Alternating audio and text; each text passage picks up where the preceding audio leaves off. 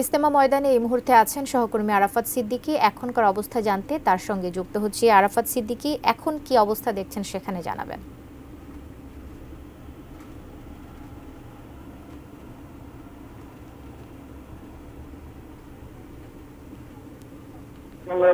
জানেন যে যে এই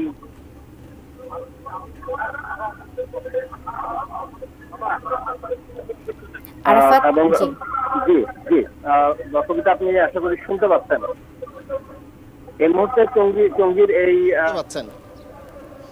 এই মুহূর্তে টঙ্গীর এই তুরাগের পারে বিশ্ব ইজতেমার যে বিশাল ময়দান, সেই ময়দান আসলে লোকে লোকারণ্য হয়ে গিয়েছে। আমরা যতটুকু জানতে পেরেছি যে আজ বেলা 12টা থেকে 12:30টার মধ্যে এই সূরায়ে নিজামের যে শীর্ষ মুরব্বী মৌলানা হাফেজ মৌলানা জুবায়ের আহমেদ, তিনি এই আখেরি মোনাজাত পরিচালনা করবেন এবং সেই মোনাজাতে অংশ নিতে ঢাকাসহ আশপাশের জেলাগুলো থেকে মানুষ এসে এরই মধ্যে এখানে উপস্থিত হচ্ছেন।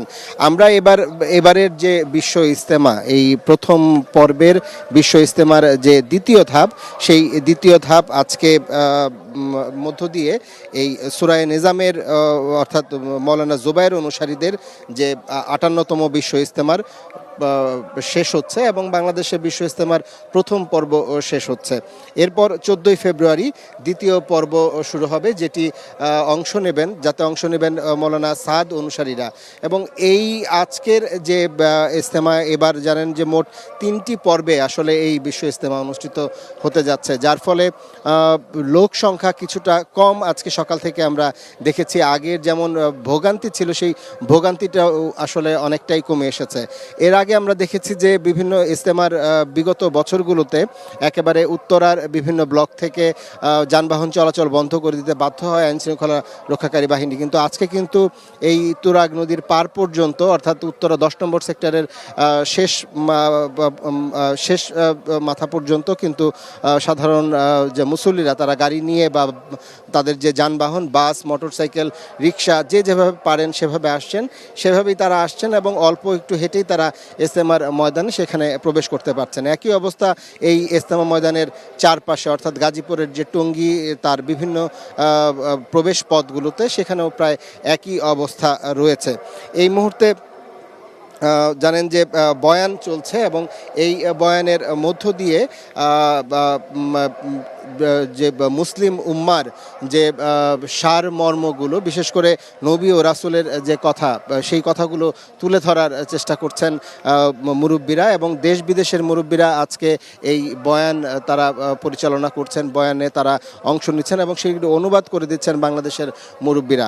এই বয়ানগুলোতে তারা মূলত নবী ও রাসূলের যে সুন্নত, সেই সুন্নতগুলো পালনের কথা তারা বলছেন যে ইসলামের যে মূল স্তম্ভ, সেই স্তম্ভগুলো পালনের কথা বলছেন। সামনেই যে পবিত্র রমজান মাস শুরু হতে যাচ্ছে, তখন যে মুসল্লিদের যে অবশ্য কর্তব্য কিছু বিষয় থাকে, সেগুলোও তারা তুলে ধরছেন। এমনিভাবে কিন্তু গত 3 দিন ধরেই